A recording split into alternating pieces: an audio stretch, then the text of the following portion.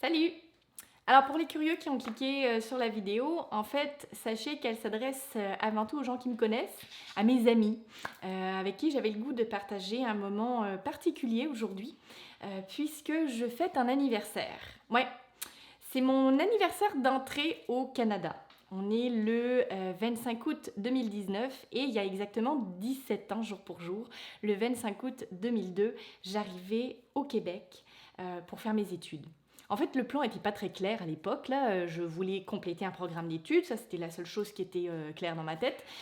Par contre, est-ce qu'après, j'allais rester au Québec? Est-ce que j'allais retourner en France? En fait, j'en avais aucune espèce d'idée et je n'étais vraiment pas rendue là dans ma réflexion. C'est sûr que mon arrivée au Québec était quelque chose, un gros changement pour moi, une grosse étape de vie. Mais je pensais pas elle allait me permettre de rester aussi longtemps ici. Pourquoi c'est un anniversaire particulier pour moi? Vous allez me dire, ça fait 17 ans, c'est pas vraiment un chiffre rond, c'est peut-être pas ce qu'on a l'habitude de célébrer, de souligner habituellement. Pour moi, c'est une journée très importante parce que, en fait, c'est la journée qui marque que j'ai passé autant de temps de vie en France qu'au Québec. Donc j'ai passé 17 ans de vie en France et j'en ai passé un autre 17 ans ici au Québec. C'est pour ça que c'est tellement symbolique pour moi. Je peux vraiment dire que la journée du 25 août 2002 était la moitié de ma vie. donc, euh, donc voilà, c'est un peu ça qui m'amène à faire cette rétrospective et à vous proposer cette vidéo aujourd'hui. En fait, je me suis même amusée à fouiller dans mes vieux papiers. J'ai retrouvé une copie de mon permis d'études de l'époque. Donc je ne sais pas si on arrive à le lire, mais c'est vraiment marqué 25 août 2002. Puis j'en suis très très fière parce que ce papier était pour moi une épreuve, un passage à passer auprès de la douane canadienne. Et c'est ce papier qui m'a permis de faire mes quelques années d'études à Gatineau. En fait, il a fallu que je renouvelle plusieurs fois ces permis d'études parce que celui-ci n'était pas assez long pour couvrir mon bac en génie informatique au complet. Et puis une fois que j'avais fini, je me suis lancée dans un autre bac à l'Université de Montréal. Et donc j'avais toute une collection de vrais originaux, parce que vous avez remarqué que c'est une copie, mais j'avais vraiment les originaux agrafés dans mon passeport français, évidemment, parce que je n'avais pas la double citoyenneté. Et malheureusement, les autorités françaises m'ont repris mon passeport qui était tellement riche en émotions et en souvenirs, n'est-ce pas, au moment de renouveler le dit passeport. Donc j'ai perdu mes premiers permis originaux. Aussi, même si c'était une date d'arrivée qui voulait pas nécessairement dire que j'allais passer ma vie ici, pour moi, elle est importante de cœur. Par contre, je vous dirais que ma vraie date en tant que citoyenne canadienne, la vraie date où le Canada m'a adoptée comme nouvelle citoyenne ici, c'était le 11 juillet 2014. C'est quand même assez récent finalement dans tout mon parcours. Donc c'est une date qui reste évidemment importante parce que elle est formelle en fait.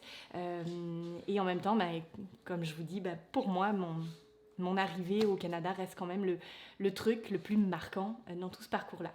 Je pense que si je me suis plu au Québec, en dehors je veux dire, du pays en tant que tel, c'est parce que j'ai choisi de quitter mon pays. J'ai choisi d'aller ailleurs. J'ai choisi de voir comment c'était ailleurs.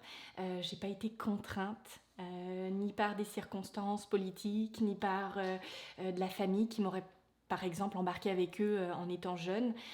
J'ai pu remarquer qu'il y avait peut-être pas le même genre de plaisir avec des immigrants qui ont vécu ce genre de situation.